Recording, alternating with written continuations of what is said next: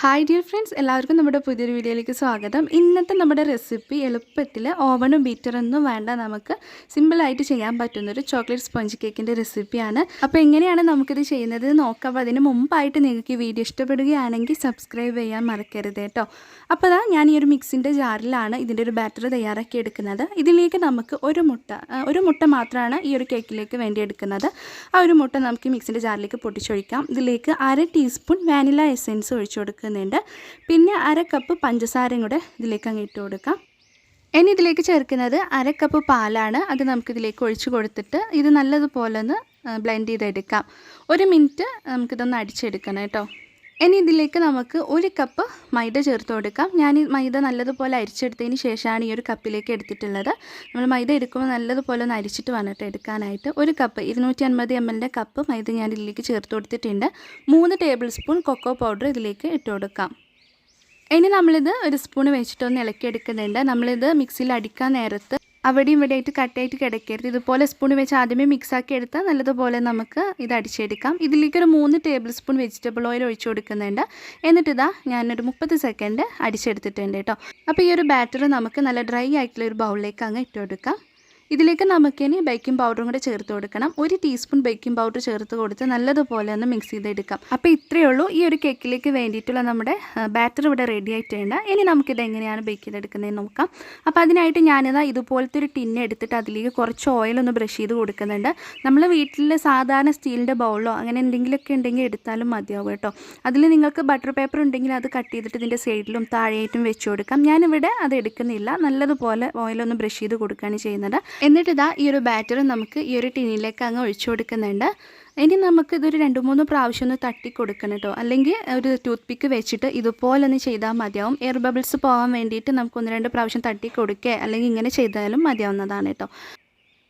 അപ്പോൾ ഇനി ഇത് ഓവനില്ലാതെ എങ്ങനെയാണ് നമുക്കിത് ബേക്ക് ചെയ്തെടുക്കുന്നതെന്ന് നോക്കാം. അപ്പോൾ അതിന് വേണ്ടിയിട്ട് ഞാനിതാ ഒരു പാനിലേക്ക് ഒരു ചെറിയ തട്ട് വെച്ച് കൊടുത്തിട്ടുണ്ട്.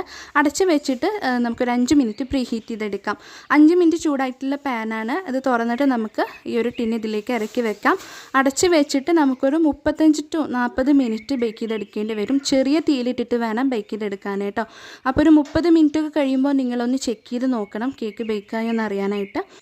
അപ്പോൾ അതാ നമ്മുടെ കേക്ക് ഇവിടെ റെഡി ആയിട്ടുണ്ട്. ഒരു 40 മിനിറ്റിൻ്റെ അടുത്ത് ടൈം വേണ്ടി വരും. ഒരു 35 മിനിറ്റ് ഒക്കെ ആകുമ്പോൾ നിങ്ങളൊന്ന് ചെക്ക് ചെയ്ത് നോക്കണം കേട്ടോ. ഇല്ലാന്നുണ്ടെങ്കിൽ ഒരു 5 മിനിറ്റും കൂടെ ഒന്ന് വേവിച്ചെടുത്താൽ മതിയാവും. പിന്നെ നമ്മൾ എടുക്കുന്ന പാനിൻ്റെ വലുപ്പത്തിനനുസരിച്ച് വ്യത്യാസം ഉണ്ടാവും. അപ്പോൾ നമ്മുടെ കേക്ക് ഏതായാലും ഉഷാറായിട്ടുണ്ട്. ഒരു മുട്ട വെച്ചിട്ടാണെങ്കിലും നല്ല അടിപൊളിയായിട്ട് വന്നിട്ടുണ്ട്.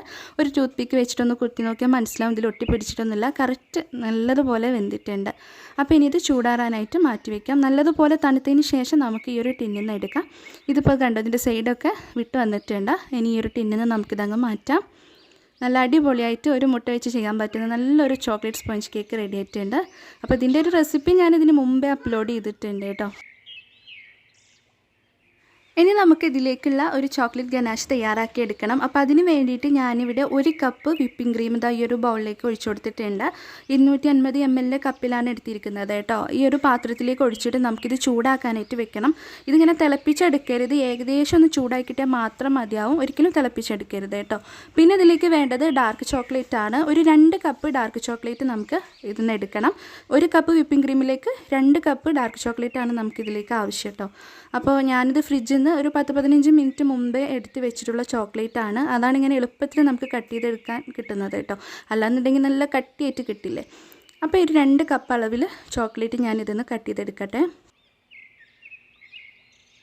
അപ്പോൾ 2 കപ്പ് ചോക്ലേറ്റ് ഞാനിവിടെ കട്ട് ചെയ്തെടുത്ത് വെച്ചിട്ടുണ്ട്. നേരത്തെ നമ്മൾ 1 കപ്പ് വിപ്പിംഗ് ക്രീം ചൂടാക്കാനായിട്ട് വെച്ചിട്ടുണ്ടായിരുന്നു. ഇത് തിളപ്പിച്ചെടുക്കരുത് കേട്ടോ. ഏകദേശം ഒന്ന് ചൂടാക്കി കിട്ടിയാൽ മാത്രം മതിയാവും. ഇനി ഇതിലേക്ക് നമ്മൾ കട്ട് ചെയ്ത് വെച്ചിട്ടുള്ള ചോക്ലേറ്റ് ഉണ്ടല്ലോ, അത് ഇതിലേക്ക് മുഴുവനായിട്ട് ഇട്ട് കൊടുക്കണം. അതിനുശേഷം 1-2 മിനിറ്റ് നമുക്ക് ഇളക്കാതെ വെക്കുക. എന്നിട്ട് നമ്മൾ മിക്സ് ചെയ്തെടുക്കുമ്പോൾ ഈ ചോക്ലേറ്റൊക്കെ നല്ല മെൽറ്റായി കിട്ടും. ആ ഒരു വിപ്പിംഗ് ക്രീമിൻ്റെ ചൂട് തട്ടിയിട്ട് ഇത് നല്ലതുപോലെ മെൽറ്റായി കിട്ടും. അപ്പോൾ 2 മിനിറ്റ് കഴിയുമ്പോൾ നമുക്കിതൊന്ന് ഇളക്കി കൊടുത്താൽ മതിയാവും. കണ്ടോ, അത് നല്ല മെൽറ്റായി വരുന്നുണ്ട്. ഇനി ഇത് ഇളക്കുന്ന സമയത്ത് ചോക്ലേറ്റിൻ്റെ പീസ് അവിടെയും ഇവിടെയൊക്കെ ആയിട്ട് കാണുന്നുണ്ടെന്നുണ്ടെങ്കിൽ ഒരു പാത്രത്തിൽ വെള്ളം തിളപ്പിക്കുക. അതിലേക്ക് ഈ ഒരു ബൗൾ നമുക്ക് ഇറക്കി വെച്ചിട്ട് ആ ഒരു ചൂട് തട്ടുമ്പോൾ നമുക്ക് ആ ചോക്ലേറ്റൊക്കെ നല്ല മെൽറ്റായി കിട്ടിക്കോളും. അപ്പോൾ നമ്മുടെ ചോക്ലേറ്റ് ഗനാഷ് ഇവിടെ റെഡി ആയിട്ടുണ്ട്. ഇനി ഇതെന്താ ചെയ്യേണ്ടതെന്ന് വെച്ചാൽ ഡ്രൈ ആയിട്ടുള്ളൊരു ബൗൾ എടുക്കണം. അതിലേക്ക് നമുക്ക് ഈ ഒരു ഗനാഷ് ഒഴിച്ച് കൊടുത്തിട്ട് നമുക്കിതൊരു 10 മിനിറ്റ് ഫ്രിഡ്ജിൽ വെച്ച് തണുപ്പിച്ചെടുക്കുക കേട്ടോ. അങ്ങനെ 10 മിനിറ്റ് ഫ്രിഡ്ജിൽ വെച്ച് തണുപ്പിച്ചെടുക്കുമ്പോൾ ഇതൊന്നും കൂടി ഒന്ന് ടൈറ്റായിട്ട് കിട്ടും. അപ്പോൾ അതിന് വേണ്ടിയിട്ടാണ് അടച്ച് വെച്ചിട്ട് നമുക്കിത് ഫ്രിഡ്ജിലേക്ക് മാറ്റാം. ഇനി നമ്മുടെ ഈ ഒരു ചോക്ലേറ്റ് കേക്ക് നമുക്ക് 3 ലെയറായിട്ട് കട്ട് ചെയ്തെടുക്കണം. 3 ലെയറോ 2 ലെയറായാലും കുഴപ്പമൊന്നുമില്ല കേട്ടോ. പിന്നെ അതിന് മുമ്പായിട്ട് ഞാനിത് ഇതിൻ്റെ മുകൾ ഭാഗം ഒന്ന് എടുത്ത് മാറ്റുന്നുണ്ട്. അതൊന്ന് ഒപ്പായിട്ട് കിട്ടാൻ വേണ്ടിയിട്ട് അതൊന്ന് എടുത്ത് മാറ്റുന്നുണ്ട്. അതിന് ശേഷം നമുക്ക് 3 ലെയറാക്കിയിട്ട് ഇത് കട്ട് ചെയ്തെടുക്കാം. അപ്പോൾ ഇതാ 3 ലെയറായിട്ട് നമ്മൾ കേക്ക് കട്ട് ചെയ്തെടുത്ത് വെച്ചിട്ടുണ്ട്. ഇനി 10 മിനിറ്റ് നമ്മൾ ഫ്രിഡ്ജിൽ വെക്കാനായിട്ട് വെച്ചിട്ടുള്ള നമ്മുടെ ചോക്ലേറ്റ് ഗനാഷാണ്. അത് നമ്മൾ ഫ്രിഡ്ജിൽ വെക്കുമ്പോഴത്തേക്ക് കണ്ടോ നല്ല ടൈറ്റായിട്ട് ഇതുപോലെ കിട്ടും. ഇതിലേറെ ഒരു 15 മിനിറ്റൊക്കെ വെക്കുകയാണെങ്കിൽ ഒന്നും കൂടെ നമുക്ക് ടൈറ്റായിട്ട് കിട്ടുന്നതായിരിക്കും കേട്ടോ. ഇനി ഇതൊരു വിസ്ക് ഉപയോഗിച്ച് നല്ലതുപോലെ 1-2 മിനിറ്റ് നമുക്ക് ബീറ്റ് ചെയ്തെടുക്കണം. ഇത് ബീറ്റ് ചെയ്തെടുക്കുമ്പോൾ നമുക്കൊരു ലൈറ്റ് ബ്രൗൺ ഒരു മിൽക്ക് ചോക്ലേറ്റിൻ്റെ കളറിലേക്ക് ഇത് ചേഞ്ചായി കിട്ടും. അപ്പോൾ ആ ഒരു പരുവാണ് നമുക്കിതിലേക്ക് വേണ്ടത് കേട്ടോ. ഇനി ഇലക്ട്രിക് ബീറ്റർ എടുത്ത് ചെയ്യാമെന്നുണ്ടെങ്കിൽ 2 മിനിറ്റ് നന്നായിട്ടൊന്ന് ബീറ്റ് ചെയ്തെടുത്താൽ മതിയാവും. വിസ്ക് ഉപയോഗിച്ചിട്ടാണെങ്കിൽ കുറച്ച് നേരം അധികം പിടിക്കും കേട്ടോ. എങ്കിലും കുഴപ്പമൊന്നുമില്ല, നമുക്കിതിവിടെ കിട്ടിയിട്ടുണ്ട്. അപ്പോൾ ഈ ഒരു കളറും പരുവൊക്കെയാണ് വേണ്ടത്. ഇത് ഞാനൊരു 5 മിനിറ്റ് ഫ്രിഡ്ജിൽ വെക്കുന്നുണ്ട്. അതിനുശേഷം ടേൺ ടേബിൾ എടുത്ത് അതിലേക്ക് കുറച്ചൊന്ന് തേച്ച് കൊടുക്കുന്നുണ്ട് കേട്ടോ. ഒരു ലെയർ കേക്ക് അതിന് മുകളിൽ വെക്കുന്നുണ്ട്. എന്നിട്ട് നമുക്ക് ഷുഗർ സിറപ്പ് ഇതിലേക്ക് ഒഴിച്ചു കൊടുക്കാം. ഒരു 1/4 കപ്പ് വെള്ളത്തിലേക്ക് ഒരു 5 ടേബിൾ സ്പൂൺ പഞ്ചസാര ചേർത്ത് അത് നല്ലതുപോലെ തിളപ്പിച്ചിട്ട് തണുപ്പിച്ചെടുത്തിട്ടുള്ള ഷുഗർ സിറപ്പാണ്. അതിലേക്ക് നമുക്ക് നല്ലതുപോലെ ഒഴിച്ചു കൊടുക്കാം. അതിനുശേഷം നമ്മൾ ബീറ്റ് ചെയ്ത് വെച്ചിട്ടുള്ള നമ്മുടെ ഈ ഒരു ഗനാഷ് ഇതിൻ്റെ മുകളിലേക്ക് സ്പ്രെഡ് ചെയ്യാം. നമുക്ക് എത്രയാണ് വേണ്ടത് അതിനനുസരിച്ച് ഇതിലേക്ക് അപ്ലൈ ചെയ്ത് കൊടുക്കുക കേട്ടോ. സെക്കൻഡ് ലെയറും നമ്മൾ ഇതേപോലെ തന്നെ അടുത്ത ലെയർ വെച്ച് കൊടുക്കുക, സിറപ്പ് ഒഴിച്ച് കൊടുക്കുക. അതിനുശേഷം നമ്മുടെ ബീറ്റ് ചെയ്ത് വെച്ച ഗനാഷ് സ്പ്രെഡ് ചെയ്ത് കൊടുക്കാം. അപ്പോൾ ഇങ്ങനെ 3 ലെയറും നമുക്ക് ഈ ഒരു ക്രീം അപ്ലൈ ചെയ്ത് കൊടുക്കണം.